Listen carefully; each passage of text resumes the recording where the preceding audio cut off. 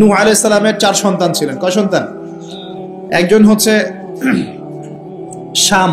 কি নাম? শাম। এই শাম এর বংশধর হচ্ছে এই যে মিডল ইস্টের মানুষরা, মধ্যপ্রাচ্যের যে মানুষরা আছে, এরা শামের বংশধর। এক ছেলের নাম হাম। হাম ছিল কালো বর্ণের, মানে ব্ল্যাক স্কিন। এই হামের বংশধর হচ্ছে আফ্রিকান কন্টিনেন্টে যে মানুষগুলো আছে, আফ্রিকান কন্টিনেন্ট, এই যে কালো কালো মানুষগুলো, তারা কিন্তু হামের বংশধর। একজন হচ্ছে ইয়াফাস। ইয়াফাস হচ্ছে ওই ইউরোপিয়ান যারা, এরা হচ্ছে ইয়াফাসের বংশধর, সাদা চামড়া। আরেকজন সন্তান ছিল, তার নাম সম্ভবত কেনান। এই সন্তান নৌকায় ওঠে নাই। সে বলেছিল, তার বাবা তাকে ডাকছিল, নৌকায় আসো, আল্লাহর আযাব থেকে আজকে কেউ বাঁচাতে পারবে না। সে বলছে যে আমি পাহাড়ে উঠে যাব, পাহাড় আমাকে সেভ করবে। নবী পরিবারের সন্তান হওয়ার পরেও এই কেনান পানিতে ডুবে মারা গেল। আল্লাহ পাক তাকে বললেন, হে নূহ, লাইসা মিন আহলিক, সে তোমার পরিবারের কেউ না। নূহ আলাইহিস সালাম বলছেন, আল্লাহ, সে আমার সন্তান, তাকে মাফ করে দাও। আর আল্লাহ পাক বলছেন, লাইসা মিন আহলিক, সে তোমার পরিবারের কেউ না।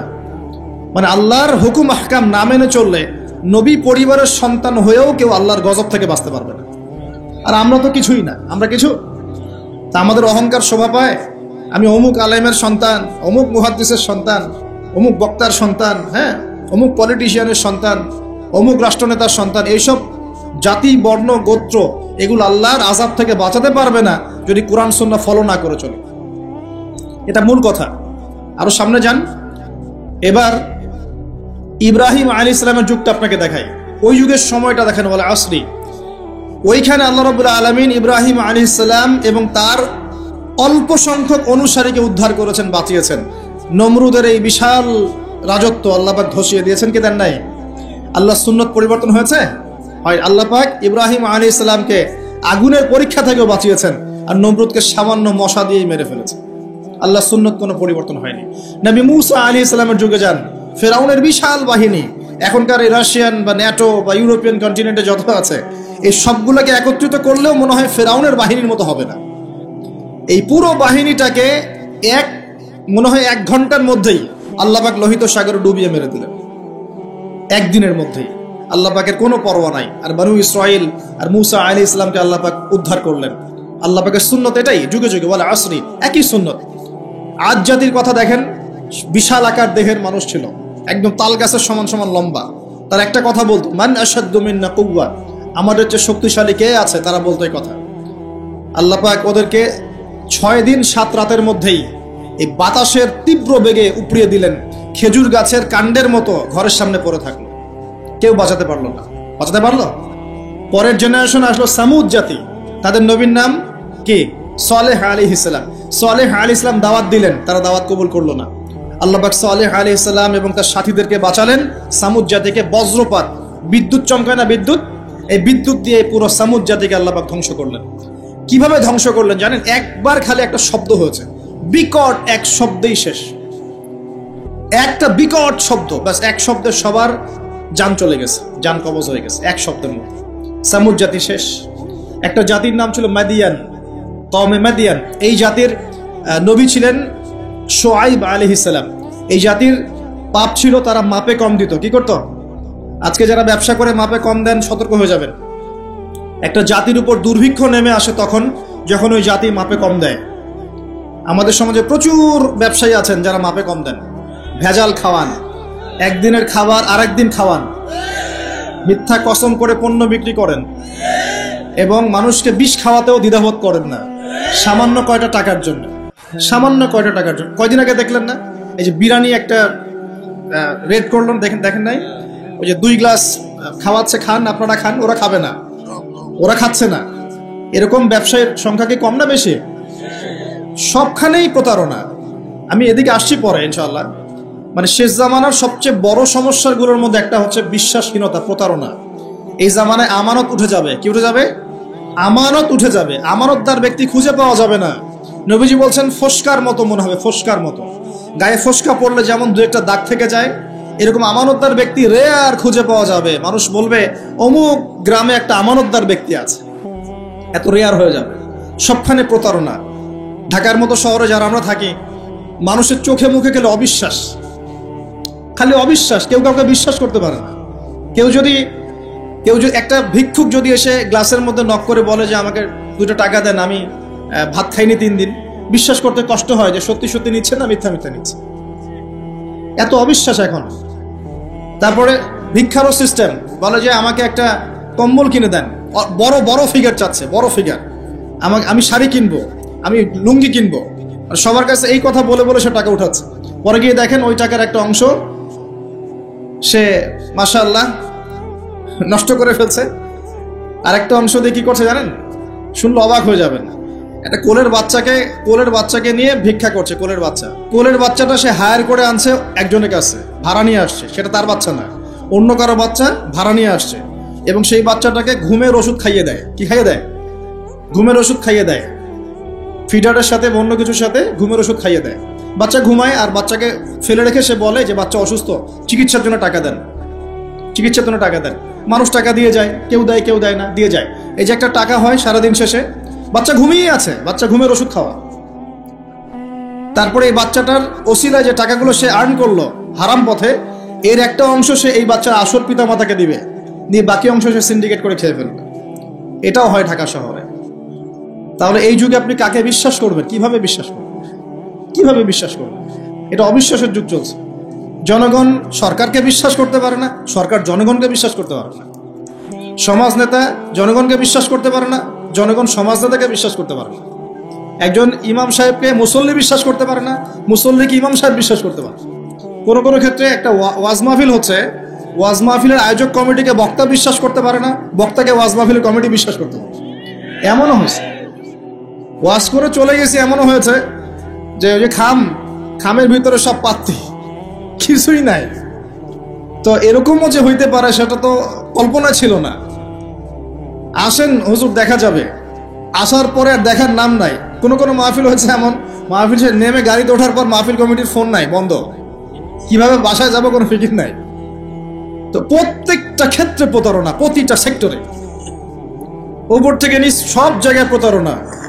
এই যুগে আপনি আবার একটা মেয়েকে ভালোবাসতে চাচ্ছেন, ভাবছেন যে সে আপনার বিশ্বাস রক্ষা করবে, এখানেও প্রতারণা। দাঁড়ান আমি কন্টেন্ট হারিয়ে ফেলবো। ছেলেকে বাবা বিশ্বাস করতে পারছে না, বাবাকে ছেলে বিশ্বাস করতে পারছে না। দেখেন, সম্পত্তির জন্য ছেলে বাবাকে হত্যাও করেছে এই যুগে ঘটনা।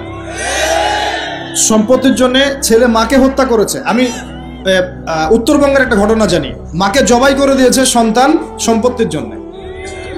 স্বামী স্ত্রীকে বিশ্বাস করতে পারে না, স্ত্রীকে স্বামী বিশ্বাস করতে পারে। হ্যাঁ, তো এই জামানার সবচেয়ে বড় সমস্যা হচ্ছে এই জামানা থেকে বিশ্বাস উঠে গেছে, কেউ কাউকে বিশ্বাস করতে পারে না। খেয়াল করে দেখবেন, ইভেন বাজারে যাচ্ছেন, বাজারে গেলে কেনাকাটা করছেন, একটা অবিশ্বাস সবার চোখে মুখে, না জানি ও আমাকে ঠকায় দেয় কিনা। কেউ যদি ভালো মতো এসে 1 কাপ চাও অফার করে, ভাই আসেন চা খাই 1 কাপ, বিশ্বাস করতে কষ্ট হবে, না জানি চায়ের সাথে হবে কি খাওয়ায় দেয়। সব ক্ষেত্রে, প্রতিটা ক্ষেত্রে একই অবস্থা। দেখেন, ওই সমাজে ওই মাদিয়ান কওমের মধ্যে এই অবিশ্বাস ছিল, প্রতারণা ছিল, আর মানুষকে তারা মাপে কম দিয়ে ঠকাতো। যে সুন্নত এখন চলছে, এখনো সে কোরআন আল্লাহ পাক কেন নাজিল করছেন, কেন এত ইতিহাস বলছেন? কারণ শেষ জামানার এই উম্মতে মুহাম্মাদি সাল্লাল্লাহু আলাইহি ওয়াসাল্লামের মধ্যে এই সমস্ত সমস্যাগুলো আবার নতুন করে দেখা দিবে। এই কারণেই তো আল্লাহ পাক আমাদেরকে জানাচ্ছেন, আগে এটা হয়েছে, সতর্ক থাকো। কেন কোরআনে বারবার মূসা আর ফেরাউনের কথা আসছে? 136 বার আছে নবী মূসা আলাইহিস সালামের কথা ফেরাউনের সাথে। এতবার কেন? যেখানে আমাদের নবীজির নাম মাত্র 4 বার। কেন এতবার? কারণ শেষ জামানায় উম্মতে মুহাম্মাদের সময়ে মূসা এবং ফেরাউনের সময় যা যা হয়েছিল এগুলোর পুনরাবৃত্তি হবে আবার। আল্লাহ পাক সচেতন থাকতে বলছেন। এই যুগেও কি নতুন করে ফেরাউনটা বের হয়ে আসে নাই? ফেরাউন এবং তার দলবল বানু ইসরাইলের উপরে যা করেছিল, এখন ইহুদিরা সেই মুসলিমদের উপর তাই করছে না? একই জিনিস ঘুরে ফিরে আসছে। এই কারণে আল্লাহ পাক আমাদেরকে সতর্ক থাকতে বলছেন, বারবার কোরআন এগুলো রিপিট করছেন। ইতিহাস কেন ব্যাখ্যা করছেন আল্লাহ পাক? বলে আসরি, সময়ের কসম, সময়কে মূল্যায়ন করেন, সময়ের পিছনের দিকে তাকিয়ে দেখেন সময় কত সময় চলে আসছে। এই কমে মাদিয়ান মাপে কম দিত। আমরা যারা ব্যবসা করি, আল্লাহর ওয়াস্তে মাপে কম দিবেন না। একজন সৎ ব্যবসায়ী, আমি 2টা হাদিস শোনাই, আমি তাদেরকে ভালোবেসেই বলছি, ব্যবসায়ীদেরকে আমি ভালোবাসি, কারণ তারা অন্ততপক্ষে সুদের মধ্যে যাচ্ছেন না। এখন ব্যবসা করে আপনি যদি হালাল ধরে রাখতে না পারেন তাহলে ব্যবসাটা বৃথা হচ্ছে। আল্লাহ পাক বলেছেন আহাল্লাহুল বাই'a ওয়া হাররামা রিবা, আল্লাহ পাক ব্যবসাকে হালাল করেছেন, সুদকে হারাম করেছেন। আপনি সুদ খাচ্ছেন না, ব্যবসা করছেন, আলহামদুলিল্লাহ। কিন্তু যদি আপনি মাপে কম দেন, মিথ্যা কসম করে পণ্য বিক্রি করেন, সিন্ডিকেট করেন, মাল ইচ্ছা করে মজুদ করে পরে দাম বাড়িয়ে দেন, এই যে 2 নম্বরে যদি করেন, আমানতের খেয়ানত করেন, তাহলে আপনাদের এই পাপের কারণে পুরো জাতির উপর দুর্ভিক্ষ নেমে আসবে, এটা হাদিস। আর যদি আপনি সৎ ব্যবসায়ী হতে পারেন, নবী সাল্লাল্লাহু আলাইহি ওয়াসাল্লাম বলেছেন নবীদের সাথে শহীদদের সাথে আপনার হাসর হবে ইনশাআল্লাহ। একজন সৎ ব্যবসায়ী নবীগণ শহীদগণের সাথে ইনশাআল্লাহ তাআলা কিয়ামতের মাঠে হাসর করবে ইনশাআল্লাহ তাআলা। আমরা কি এটা চাই না? আর এক শ্রেণীর মানুষকে আমি ভালোবাসি, তারা হচ্ছেন পলিটিশিয়ান। কেন ভালোবাসি? কারণ তারা অ্যাটলিস্ট কাপুরুষতার পরিচয় না দিয়ে নিজের কাঁধে দায়িত্ব নিয়ে সমাজ সংস্কার করার চেষ্টা করছে। আমাদের সমাজে 2 ধরনের মানুষ আছে। এক, যারা খালি সমালোচনা করতে পারে, ভালো মন্দ কমেন্ট করতে পারে। আর এক শ্রেণীর মানুষ চ্যালেঞ্জ গ্রহণ করতে পারে যে আমি চ্যালেঞ্জ নিয়ে এটাকে পরিবর্তন করব। এই 2 শ্রেণীর মানুষ পাবেন আপনি। এক, কোনো কাজের না, সারাদিন কমেন্ট করতে পারে, এটা ভালো না, এটা ভালো, এটা খারাপ, এটা এই, এটা সেই, এটা করতে হবে, ওইটা, মানে এদেরকে আমি নাম দিয়েছি করতে হবে গ্রুপ অফ ইন্ডাস্ট্রিজ। মানে করতে হবে, এটা করতে হবে, ওইটা করতে হবে, এটা করা উচিত, ওইটা করা উচিত। খুবই বুদ্ধিদীপ্ত মানুষেরা, কিন্তু কাপুরুষ। কারণ নিজেরা চ্যালেঞ্জ গ্রহণ করে এটা বিপদ ফেস করে সামনে যেতে পারে। আলেমদের ভুল ধরছেন, আপনি নিজে আলেম হচ্ছেন না কেন? আলেমদের অনেকের ভুল ধরছে, তা আপনি পড়াশোনা করে আলেম কেন হচ্ছেন না? সমাজ পরিচালনাকারীদের ভুল ধরছেন, সমালোচনা করছেন, তা আপনি সমাজ চালাচ্ছেন না কেন? রিস্ক নিচ্ছেন না কেন? দাঁড়ান, আসেন এখানে। আপনি পলিটিশিয়ানদের সমালোচনা করছেন, তাহলে আপনি পলিটিশিয়ান কেন হচ্ছেন না? আপনি ইকোনমিক সেকশনের মানুষদের সমালোচনা করছেন, আপনি কেন দায়িত্ব নিচ্ছেন না? কেন যোগ্যতা অর্জন করে, ঝুঁকি নিয়ে, চ্যালেঞ্জ গ্রহণ করে সমাজ পরিবর্তন করার রিস্ক নিচ্ছেন না কেন? তাহলে 2 শ্রেণীর মানুষ পাওয়া যায়। কিছু মানুষ শুধু কথাই বলতে পারে, আর কিছু মানুষ কাজ করে দেখায়। তো অ্যাটলিস্ট তারা কাজ করে দেখানোর জন্যে বা মানুষের ভালো করার স্বার্থে তারা একটা দায়িত্ব কাঁধে নিয়েছেন। হয়তো দায়িত্বের যে ইসলামাইজেশন বা ইসলামিক দায়িত্ববোধ, এটা তাদেরকে হয়তো বোঝানো যাচ্ছে না, এটা সমস্যা। কিন্তু যদি এই দায়িত্বটাকে ইসলামাইজড করে পালন করা যায়, সমাজের কল্যাণ না কল্যাণ। একজন দায়িত্বশীল ব্যক্তি তিনি যদি কোরআন সুন্নাহর মানদণ্ডে বিচার ফয়সালা করা শুরু করেন, সমাজে কি কল্যাণ হবে না অকল্যাণ হবে? তাহলে আমাদের দায়িত্ব তার কাছে দাওয়াত পেশ করা যে কোরআন এবং সুন্নাহর মধ্যে এগুলো আছে, এগুলো মানবতার কল্যাণে, আল্লাহর ওয়াস্তে আপনি এগুলো ইমপ্লিমেন্ট করেন, ইনশাআল্লাহ তাআলা সমাজের কল্যাণ হবে। এটা আমাদের দায়িত্ব, শেষ। বাকিটা তার উপরে। তো এখন ভালোবেসেই বলি, একটা হাদিস আছে 7 শ্রেণীর মানুষকে আল্লাহ রাব্বুল আলামিন তার আরশের ছায়ায় ছায়া দিবেন। হাদিসটা শুনেছেন তো? 7 শ্রেণীর মানুষকে আল্লাহ পাক তার নিজের আরশের ছায়ায় ছায়া দিবেন, মানে তারা জান্নাতে যাবে ইনশাআল্লাহ। এই 7 শ্রেণীর প্রথম শ্রেণী হচ্ছে ন্যায়পরায়ণ শাসক। ন্যায়পরায়ণ শাসক, যাদেরকে আল্লাহ পাক শাসন ক্ষমতা দিয়েছেন, তারা যদি সমাজে ন্যায় বিচার প্রতিষ্ঠা করে, ইনশাআল্লাহ তারা আরশের ছায়া ছায়া পাবে। অতএব সব জায়গা থেকেই দিনের খেদমতে কাজ করার সুযোগ আছে কি নাই? আল্লাহ পাক আমাদের সবাইকে দিনের জন্য কাজ করার তৌফিক দান করুন। যে যেখানে আছি সেখান থেকে কাজ করার তৌফিক দান করুন। প্রিয় ভাইরা, এভাবে ইতিহাস বলতে থাকলে রাত 1টা বাজবে। শর্ট করছি, ঈসা আলাইহিস সালামের যুগে আসেন, ওখানে একই সুন্নত দেখবেন। অল্প মানুষ ইসলাম কবুল করেছে, আল্লাহ পাক তাদেরকে বাঁচিয়েছেন। বেশিরভাগ করে নাই, তাদেরকে আল্লাহ পাক ধ্বংস করে দিয়েছেন। নবী মুহাম্মদ সাল্লাল্লাহু আলাইহি ওয়াসাল্লামের যুগে আসেন, আবু জাহেল, আবু লাহাব, উতবা, সাইবা, এদেরকে আল্লাহ পাক কিন্তু ধ্বংস করে দিয়েছেন। আর নবী সাল্লাল্লাহু আলাইহি ওয়াসাল্লাম তার সাহাবীদেরকে আল্লাহ পাক সম্মানিত করেছেন। ওয়াল আসরি, সময়ের কসম, আল্লাহ পাক দেখাচ্ছেন আমাদেরকে প্রত্যেক যুগে যুগেই। খেয়াল করেন, প্রত্যেক যুগে যুগে ইতিহাসের শুরু থেকে শেষ পর্যন্ত যারাই আল্লাহ পাকের বিধানগুলো মেনে চলবে, তার নবীর আদর্শ মেনে চলবে এবং আল্লাহর বিরুদ্ধাচরণ করবে না, ইনশাআল্লাহ আল্লাহ পাক দুনিয়াতেও সফল করবেন, পরকালেও জান্নাত দিবেন ইনশাআল্লাহ। আর প্রত্যেক যুগে যুগে যারাই আল্লাহ এবং তার রাসূলের বিরুদ্ধাচরণ করবে, নবী রাসূলের আনুগত্য করবে না, আল্লাহর বিধান মানবে না, দুনিয়াতেও ধ্বংস করবেন, পরকালে আযাব দিবেন ইনশাআল্লাহ। এই সুন্নতের কোনো ব্যতিক্রম হবে না। আল্লাহ পাক আমাদের সবাইকে এই কথাটা বোঝার তৌফিক দান করুন। এবার এই সময় বা মহাকালের কসম আল্লাহ পাক আরেকটা কারণে করেছেন, যুবক ভাই আপনি বোঝেন। এই সময় বা মহাকালের কসম আল্লাহ পাক আরো একটা কারণে করেছেন, সেটা হলো আল্লাহ পাক আমাদের হায়াতকে মূল্যায়ন করতে বলছেন। আল্লাহ পাক আমাদেরকে আমাদের হায়াতকে মূল্যায়ন করতে বলছেন। একটু চোখ বন্ধ করে রাত্রেবেলা চিন্তা করবেন, মনে করেন আপনার হায়াত 60 বছর। কত বছর? মনে করেন, ফর এক্সাম্পল, চোখ বন্ধ করবেন আজকে বাসায় গিয়ে ঘুমানোর সময়, দোয়া দরুদ পড়ে চোখটা বন্ধ করে ভাববেন আদনান ভাই কথাটা বলে গেছে, একটু ভাবি। এইটুক যদি ভাবতে পারেন আজকে বাসায় গিয়ে, আজকে ওয়াজ আমার সফল ইনশাআল্লাহ। এই যে 200 কিলো আসছি, আবার 200 কিলো যাব, ইনশাআল্লাহ সফল। কি ভাববেন প্রিয় ভাই?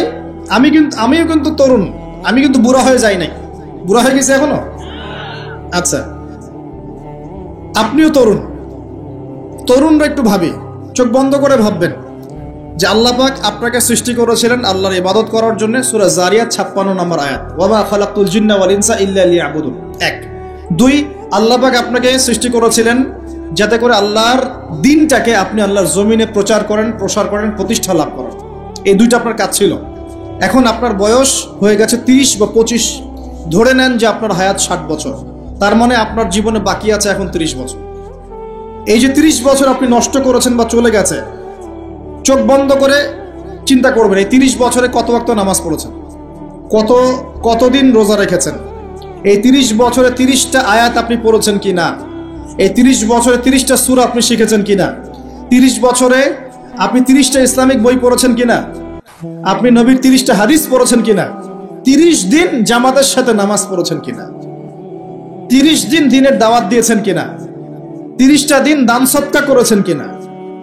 আমি খুব বেসিক কথা বলছি, আমি বলিনি আপনি 30 দিন 30টা যুদ্ধ করেছেন কিনা, এই কথা বলিনি। আমি আপনাকে বেসিক কথা বলছি, একদম বেসিক প্রাইমারি কথা। আপনি 30 দিন নামাজ পড়েছেন কিনা, 30টা রোজা ঠিক মতো রাখছেন কিনা, আপনি কি 30 বার মেয়েকে দেখে চোখ নামাতে পেরেছেন কিনা, আপনি কি 30টা সূরা শিখেছেন কিনা,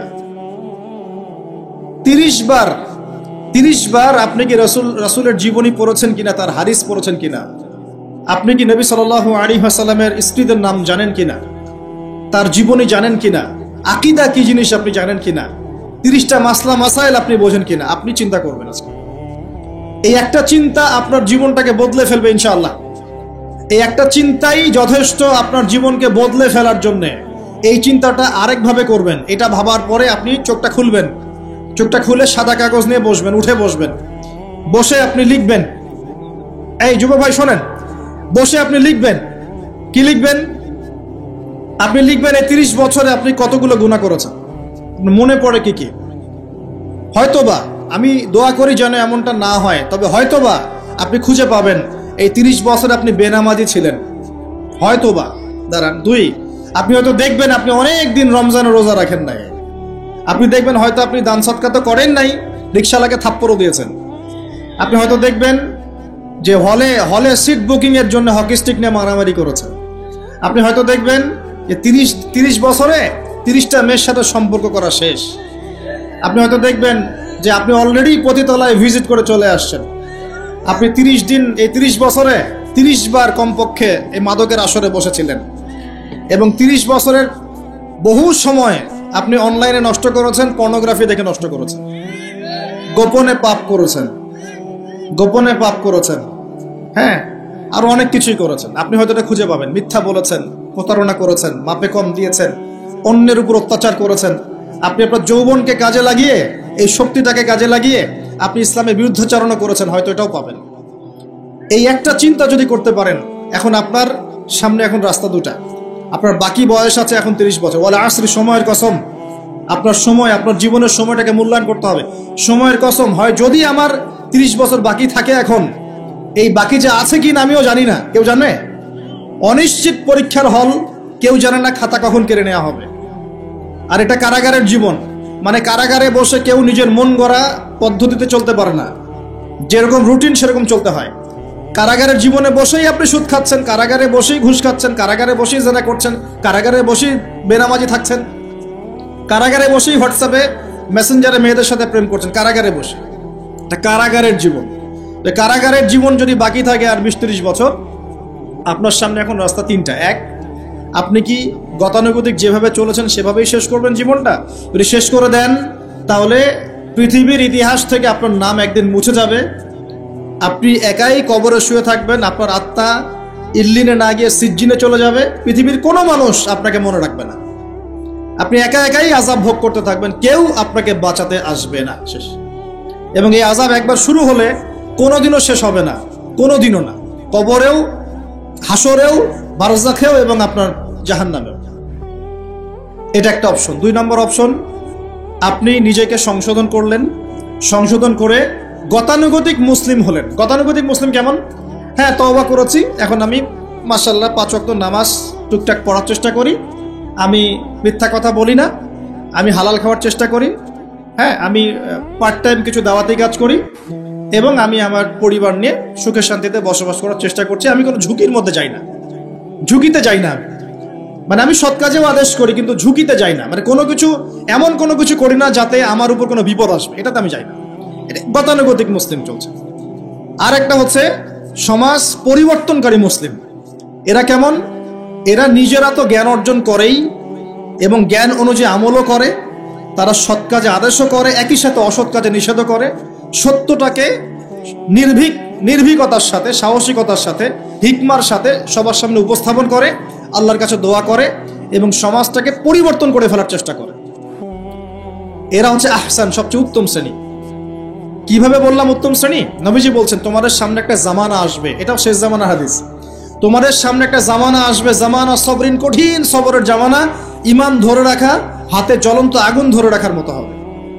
ওই সময় যদি তোমরা কেউ আমার সুন্নতের উপর অটল থাকতে পারো, আমার মৃত সুন্নতকে আবার জীবিত করতে পারো, তাহলে 50 জন শহীদ সাহাবীর নেকি পাবে ইনশাআল্লাহ। এরা সমাজ পরিবর্তনকারী মানুষ। আর ইতিহাসে যারা সমাজ পরিবর্তনকারী মানুষ, তাদের জীবনে পরতে পরতে বিপদ আপদ বলা মুসিবত আসবেই। আমার ছোট্ট গবেষণায় 4টা ক্ষেত্র থেকে আসতে পারে যখন আপনি হকের উপর থাকবেন। 1 নাম্বার, প্রথম বাধা চলে আসবে পরিবার থেকে। কোত্থেকে? পরিবার।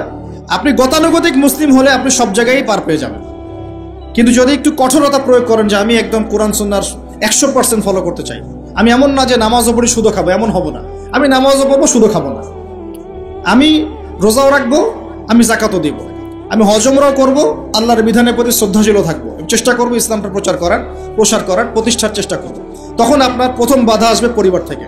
দাড়ি রাখছো কেন? দাড়ি রাখলে তোমাকে এরকম লাগে, হ্যাঁ, তুমি টাকটির উপরে কাপড় কেন পরলে তোমাকে অমন লাগে, আগে তো গিটার বাজাইতা, আগে তো গান গাইতা, আগে মেয়ে নিয়ে থাকতা, ভালো ছিল, এখন কেন সারাদিন বই নিয়ে পড়ে থাকো, ইসলামিক বই নিয়ে পড়ে থাকো, নামাজ নিয়ে পড়ে থাকো? হ্যাঁ, কি পরিবর্তন হলো! বাবা মার টেনশন, এখন পিতামাতার টেনশন। কেউ কেউ এরকম অ্যাডভার্টাইজ বানিয়ে টিভিতে দেখাচ্ছে, এগুলা দেখেন নাই? আগে ছেলে ভালো ছিল, হঠাৎ করে কি পরিবর্তন হয়ে গেল। হ্যাঁ, সুবহানাল্লাহ। আল্লাহর পথে ফিরে আসা মানুষের ক্রাইটেরিয়া এগুলো মেনশন করে করে বলছে, এইগুলো দেখা গেলে যোগাযোগ করবেন স্থানীয় কর্তৃপক্ষের সাথে, ওই ছেলের মধ্যে সমস্যা আছে। আস্তাগফিরুল্লাহ, আস্তাগফিরুল্লাহ। একজন ব্যক্তি গিটার বাজাতো, গান গাইতো, মাদকের সাথে ছিল, মেয়ে নিয়ে ফুর্তি করত, সেখান থেকে এসেছে নামাজ পড়ছে, এই জন্য কি সে জঙ্গি হয়ে যাবে? এখন সে মাশাআল্লাহ কোরআন তেলাওয়াত করছে, কোরআন বোঝার চেষ্টা করছে, আলেম ওলামার কাছে গিয়ে পরামর্শ করছে, হাদিস পড়ছে, এই জন্য কি সে জঙ্গি হয়ে গেছে? পশ্চিমারা যা গিলায় আমরা তাই গিলি, পশ্চিমারা যা গিলায় আমরা তাই গিলবো কেন? ওদের কাছে কিসের জ্ঞান আছে? পশ্চিমাদের কাছে কোরআনের জ্ঞান আছে, হাদিসের জ্ঞান আছে। ও সিলেক্ট করে দিবে যে কোনটা জিহাদ আর কোনটা জঙ্গিবাদ? আশ্চর্য একটা ব্যাপার। কোরআন এবং সুন্নাহর চর্চা যদি মুসলিমরা করে, তাহলে কি তারা সন্ত্রাসী হয়ে যাবে? ওরা তো চাইবেই যেন আমরা এই কাজগুলো না করি, ওরা তো চাইবেই যাতে আমরা কোরআন সুন্নাহর চর্চা না করি। ওরা যা বলে সেই ভাষায় আমরা কথা বলা শুরু করেছি। ওরা বলছে, একটু পরে আমি বুঝাচ্ছি আপনাদেরকে, ওরা বলেছে যে জ্ঞান সেটাই, ভালো করে বোঝেন, জ্ঞান সেটাই যেটা পরীক্ষা নিরীক্ষা, যুক্তি বিজ্ঞান, দর্শন দিয়ে লাভ করা যায়। আর আমরা বলছি আল্লাহর ওহী হচ্ছে চূড়ান্ত জ্ঞান। আল্লাহর ওহী কি? চূড়ান্ত জ্ঞান। এই যে জ্ঞানতাত্ত্বিক পার্থক্য, ওরা যা দেখে না তাতে বিশ্বাস করে না, এই কারণে তারা জিনে বিশ্বাস করে না, আত্মায় বিশ্বাস করে না, আল্লাহ বিশ্বাস করে না, ফেরেশতায় বিশ্বাস করে না, পরে আগের আসমানি কিতাবে বিশ্বাস করে না, নবী রাসূলে বিশ্বাস করে না, কবরের আযাব, জান্নাত জাহান্নাম, মিজান, পরিসিরাত কোনো কিছু বিশ্বাস করে না। কেন করে না? ওদের এপিস্টেমোলজি হচ্ছে, জ্ঞানতাত্ত্বিক দর্শন হচ্ছে যা দেখি না বিশ্বাস করি না। আর ওই দর্শনটা আমরা কাট পেস্ট করে নিয়ে আমাদের ছোট ছোট বাচ্চাদেরকে এখন গিলাচ্ছে এইগুলো। এখন ওই দর্শন কেন ফলো করব আমরা? আমাদের দর্শন হচ্ছে চূড়ান্ত জ্ঞান কার পক্ষ থেকে আসে? আল্লাহর পক্ষ থেকে আসে। আল্লাহ যা সত্য বলেছেন তাই সত্য, আল্লাহ যা মিথ্যা বলেছেন তাই মিথ্যা। আল্লাহর ওহী চূড়ান্ত সত্য মিথ্যার মানদণ্ড, মানুষের যুক্তি বিজ্ঞান দর্শন নয়।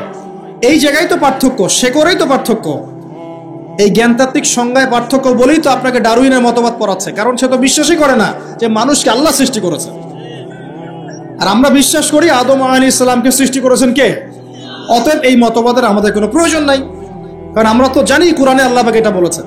যে জানে না, যার কাছে কোরআন নাই, যার কাছে হাদিস নাই, তার ওই মতবাদের প্রয়োজন আছে, আমার তো নাই। ওরা যা বলে আমরা তাই গেলার চেষ্টা করি। ওরা এগুলো সংজ্ঞা শিখিয়ে দিয়েছে যে মুসলিম যুবকরা এরকম এরকম করলে তারা খারাপ হয়ে যাবে, এখন ব্যাস এটা প্রচার করা হচ্ছে। আশ্চর্য বিষয়।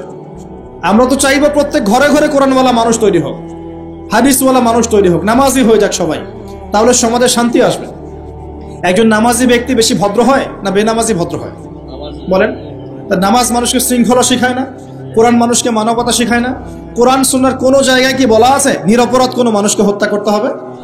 বরং আমি তো একটা আয়াত বললাম, কেউ যদি একজন মানুষের জীবন বাঁচায়, সূরা মাইদা আল্লাহ পাক বলছেন, কেউ যদি একজন মানুষের জীবন বাঁচায় সে যেন পুরো মানব জাতিকে বাঁচালো, বলি আলহামদুলিল্লাহ। আর কেউ যদি কোনো মানুষকে অন্যায়ভাবে হত্যা করে সে যেন পুরো মানব জাতিকে হত্যা করে। একটু খেয়াল করে দেখেন, সারা বিশ্বে যত মানুষকে হত্যা করা হচ্ছে মুসলিম কান্ট্রিগুলোতে, সিরিয়া, ইয়েমেন, প্যালেস্টাইন, আফগান তো চলে গেল, তারপরে আপনার ইরাক, লিবিয়া, জর্ডান, লেবানন, ঠিক আছে, ওই যে রোহিঙ্গা, তারপরে উইঘুর, মুসলিমদেরকে যেখানে যেখানে হত্যা করা হয়েছে, এখানে মানবতা বিরোধী অপরাধ হয়নি? এটাকে সন্ত্রাসবাদ বলা যায় না? এটা ওদের জঙ্গিবাদ নয় কি? তাহলে প্রকৃত অর্থে সন্ত্রাসী এবং জঙ্গি কারা? মুসলিমরা না ওরা? যখন নিরপরাধ মাসুম বাচ্চাদেরকে বোম মেরে হত্যা করা হয়, মা বোনদেরকে ইজ্জত নষ্ট করা হয়, আমাদের মুসলিম ভাইদেরকে পাখির মতো গুলি করে হত্যা করা হয়, তখন এই মতবাদ থাকে না? তো এদের কাছ থেকে আমাদেরকে শিখতে হবে কোনটা ন্যায় কোনটা অন্যায়। এগুলো চলতে থাক, কিন্তু এই চলা ইনশাআল্লাহ তাআলা বেশি দিন সাস্টেইন করবে না ইনশাআল্লাহ। কারণ আমরা শেষ জামানার ছাত্র, আমরা জানি যে এই জুলুম ইনশাআল্লাহ তাআলা এই বিশ্বের বেশি দিন থাকবে না ইনশাআল্লাহ। অচিরে আল্লাহ রাব্বুল আলামিন এমন প্রজন্ম আনবেন, এমন নেতা আনবেন যাকে আল্লাহ পাক বলছেন তার নাম হবে মাহদি, এবং তার নাম মুহাম্মদ, তার টাইটেল মাহদি।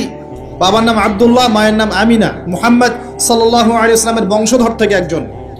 তার সাথে আল্লাহ পাক ঈসা আলাইহিস সালামকে পাঠাবেন, এবং তিনি এই পুরো জুলুমের শেকড়টাকে এমনভাবে উপড়ে ফেলবেন যে 40 বছর তার ন্যায় এবং ইনসাফের শাসন না আসা পর্যন্ত কিয়ামত হবে না ইনশাআল্লাহ। অতএব সামনে অপেক্ষা করছে এই বিজয়ের দিন। খুশি হচ্ছেন না বেজার হচ্ছেন? ইনশাআল্লাহ তাআলা এই দিন আমরা দেখে যেতে পারি না পারি, এই মেসেজটা তো পৌঁছে দিতে পারি যে সামনে এটা আসছে ইনশাআল্লাহ। আমাদেরও কিছু দায়িত্ব আছে, আমি সেদিকে পরে আসবো ইনশাআল্লাহ। প্রিয় ভাইরা, একটা কথা খালি বললাম এখানে, যে সময়টাকে মূল্যায়ন করতে আল্লাহ পাক আপনাকে পরামর্শ দিয়েছেন। এখন আপনার সামনে সবচেয়ে বেস্ট অপশন কোনটা? আপনি পাপগুলোর লিস্ট করে 2 রাকাত নামাজ পড়বেন, সুন্দর করে ওযু করে চোখের পানি ছেড়ে দিয়ে আল্লাহকে বলবেন, আল্লাহ এই 30 বছর আমি যত পাপ করেছি, যত পাপ আল্লাহ করেছি, জেনে করেছি না জেনে করেছি, বুঝে করেছি না বুঝে করেছি, প্রকাশ্যে করেছি গোপনে করেছি, যত পাপ আল্লাহ হয়েছে আমার দ্বারা, আল্লাহ তুমি সমস্ত পাপকে মাফ করে দাও। বলবেন আল্লাহুম্মা গফিরলি মা কদ্দামতু ওয়া মা আখারতু ওয়া মা আসরারতু ওয়া মা আ'লানতু ওয়া মা আনতা আ'লামু বিহি মিন্নি আনতাল মুকদ্দিম ওয়া আনতাল মুআখির ওয়া আনতা আলা কুল্লি শাইইন কাদির। এটা একটা দোয়া। অথবা বলবেন আল্লাহুম্মা আনতা রাব্বি লা ইলাহা ইল্লা আনতা খালাকতানি আনা আবদুকা ওয়া আনা আলা আহদিক ওয়া ওয়া'দিকা মাস্তাতা'তু আউযু বিকা মিন শাররি মা সানা'তু আবু'ু লাক বিনি'মাতিকা আলাইয়া ওয়া আবু'ু বিযামবি ফাগফিরলি ফাইন্নাহু লা ইয়াগফিরু যুনুবা ইল্লা আনতা। এটাও পারেন না? বলবেন আল্লাহুম্মা ইন্নী যালামতু নাফসি যুলমান কাসীরান ফাগফিরলি মাগফিরাতান মিন ইনদিকা ওয়ারহামনি ইন্নাকা আনতাল গফুর। এটাও পারেন না? বলবেন রব্বিগফিরলি রব্বিগফিরলি। এটাও পারেন না? বলবেন রব্বিগফির ওয়ারহাম ওয়া আনতা খায়রুর রাহিমিন। রব্বিগফির ওয়ারহাম ওয়া আনতা খায়রুর রাহিমিন। আমার সাথে বলেন রব্বিগফির ওয়ারহাম ওয়া আনতা খায়রুর রাহিমিন। এতটুকু অন্তত বলবেন। বলে চোখের পানি ছেড়ে দিয়ে আপনি তওবা করবেন ইনশাআল্লাহ তাআলা। আল্লাহ পাক কি বলছেন শোনেন।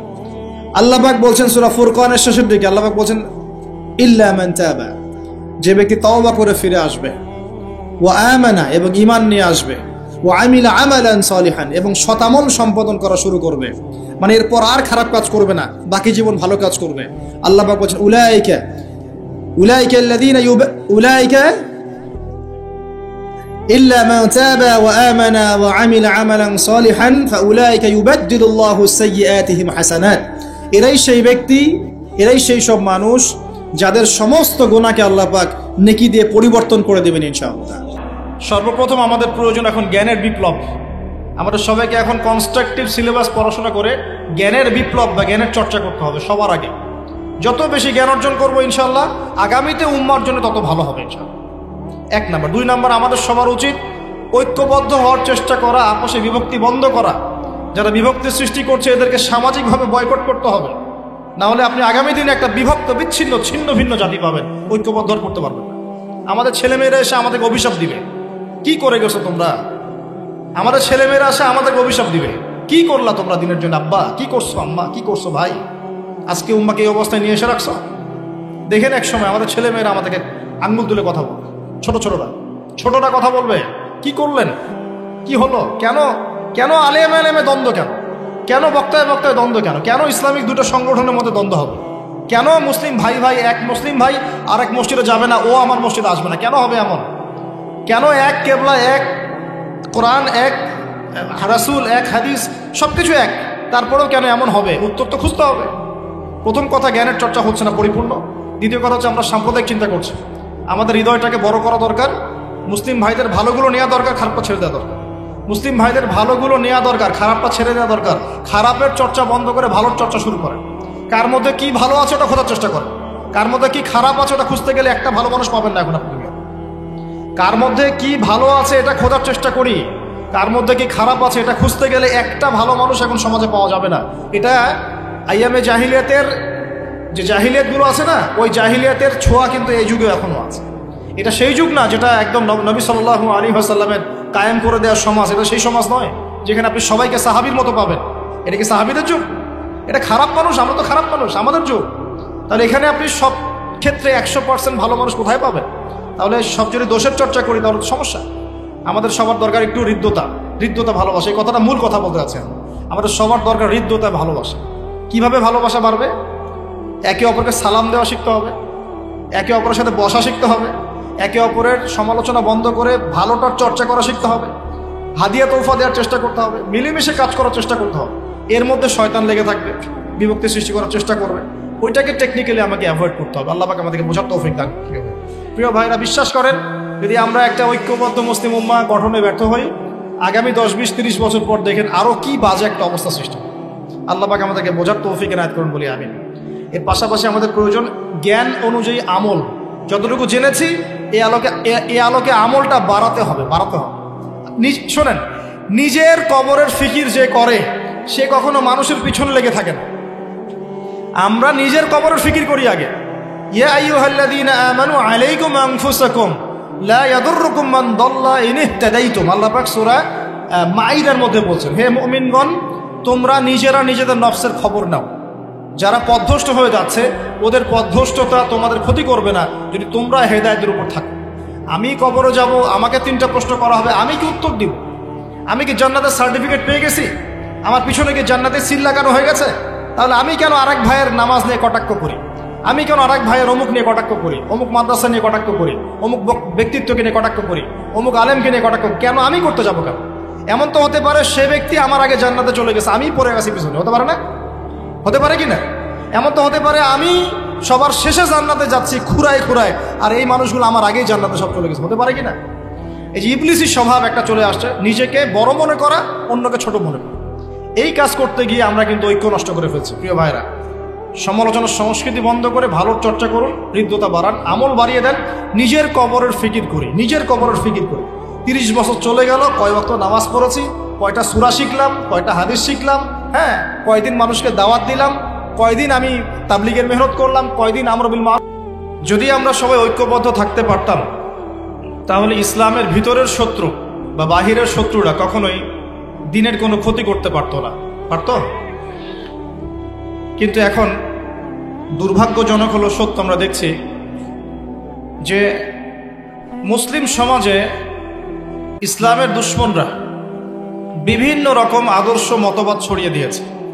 যেমন মুসলিমদেরকে তারা কিছু কিছু ক্ষেত্রে শিরক শিখিয়েছে, তাওহীদের সাথে শিরিক শিখিয়েছে, কোনো কোনো ক্ষেত্রে সুন্নতের সাথে বেদাত শিখিয়েছে, কোনো কোনো ক্ষেত্রে হালালের সাথে হারাম শিখিয়েছে, হালাল অর্থনীতির সাথে হারাম সুদ ঢুকিয়ে দিয়েছে, কোনো কোনো ক্ষেত্রে যুবকদের নীতি নৈতিকতাকে অধঃপতিত করার জন্যে যুবকদের মাঝখানে মেয়েদের ফ্রি অ্যাক্সেস দিয়ে দিয়েছে, কোনো কোনো ক্ষেত্রে প্রযুক্তির নামে আমাদের সবার হাতে হাতে নগ্নতা অশ্লীলতাকে সহজলভ্য করে দেওয়া হয়েছে। এই কোনো কাজগুলোই এমনি এমনি হয়নি। মুসলিমদের মধ্যে অভ্যন্তরীণ বিভক্তি, ধর্মতাত্ত্বিক বিভক্তি, পলিটিক্যাল বিভক্তি, অর্থনৈতিক ক্ষেত্রে বিভক্তি, সামাজিক বিভক্তি, এই বিভক্তি, অধঃপতন, নীতি নৈতিকতার অধঃপতন, এগুলো এমনি এমনি হয়নি। এগুলোর পিছনে একটা মাস্টার প্ল্যান আছে। কি আছে? Master plan. তার আগে চিন্তা হবে যে মাস্টার প্ল্যান কি এবং মাস্টার প্ল্যান কারা করতে পারে। মাস্টার প্ল্যান হচ্ছে এমন প্ল্যান, এমন পরিকল্পনা যেটার ফলাফল 50-100 বছর পরে পাওয়া যায়। মাস্টার প্ল্যান মানে এমন প্ল্যান, এমন পরিকল্পনা যার ফলাফল ইনস্ট্যান্ট পাওয়া যায় না, অনেক দেরিতে পাওয়া যায়, কিন্তু যখন পাওয়া যাবে খুব গভীর থেকে পাওয়া যাবে। এটা হচ্ছে মাস্টার প্ল্যান, শক্তিশালী পরিকল্পনা।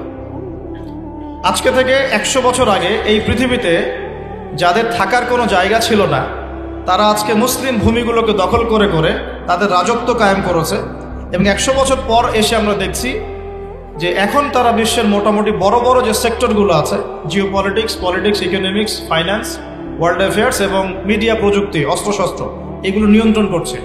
তার মানে 100 বছর আগ থেকেই তারা মাস্টার প্ল্যান করেছিল এই বিশ্বটাকে শাসন করার।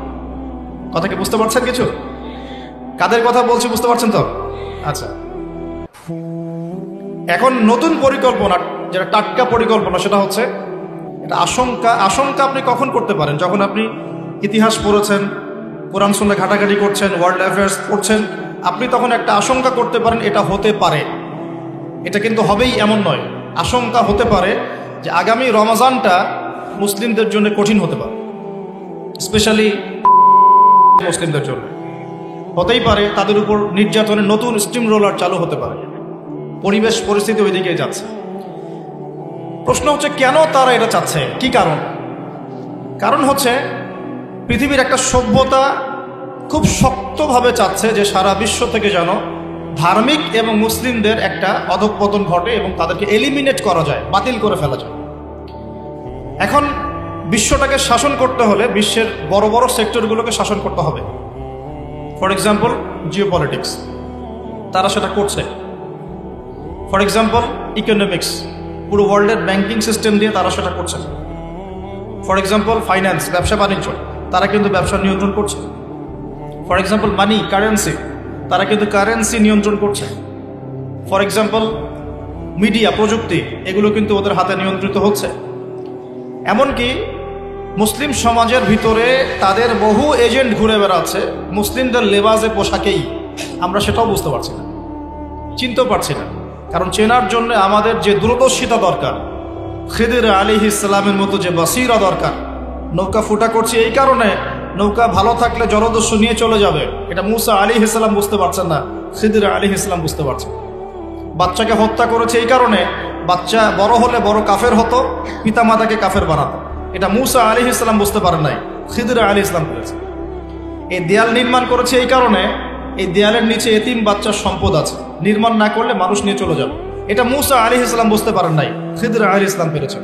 কোন সূরার কথা বলছি বুঝতে পারছেন কি? সূরা কাহফ। তো এই যুগে ইসলামের উন্নতির জন্যই হোক, ভিতরের বাহিরের শত্রু থেকে চেনার জন্যই হোক, অবশ্যই খিদির আলাইহিস সালামের মতো অন্তর্দৃষ্টি দরকার আছে। কি দরকার আছে? বাসিরা, অন্তর্দৃষ্টি, নূরের দরকার। আর নূর তখন আসবে না যখন আমাদের মধ্যে তাকওয়া থাকবে না, তখন নূর আসবে না। মুত্তাকি ব্যক্তি হলে নূর আসবে ইনশাআল্লাহ, কোরআনওয়ালা মানুষ হলে আল্লাহর নূর আসবে ইনশাআল্লাহ। যে ব্যক্তি বেশি বেশি তাহাজ্জুদ পড়ার চেষ্টা করে, নফল আমল করে, দান সদকা করে এবং ভালো কাজের আদেশ করে, অন্যায় কাজে নিষেধ করে, সৎ থাকে, তার কাছে নূর আসবে ইনশাআল্লাহ। যে ব্যক্তি বেশি বেশি পরকালের ফিকির করে, নিজের কবরের ফিকির করে, মানুষের পিছনে লেগে থাকে না, নিজের ফিকির নিজে করে, নিজের চেহারা আয়নায় দেখে, তার কাছে নূর আসবে ইনশাআল্লাহ। যে মৃত্যুর কথা বেশি বেশি স্মরণ করে, আল্লাহর জিকির আজগার খুব বেশি বেশি করে, পাপে লিপ্ত হওয়ার চেষ্টা করে না, অন্যের ক্ষতি করার চেষ্টা করে না, অন্যের গীবত, তহমত, সমালোচনায় সময় নষ্ট করে না, তাদের কাছে নূর আসবে ইনশাআল্লাহ। কিন্তু যাদের কলবের মধ্যে অহংকার, রিয়া, হিংসা, বিদ্বেষ, গীবত, তহমত, সমালোচনার অপসংস্কৃতিতে ভর্তি পয়জন, এই পয়জনপূর্ণ হৃদয়ের মধ্যে আল্লাহর নূর তো আসবে না। আর আল্লাহর নূর যখন আসবে না তখন তো আপনি ওয়ার্ল্ড অ্যাফেয়ার্সটা বুঝতে পারবেন না।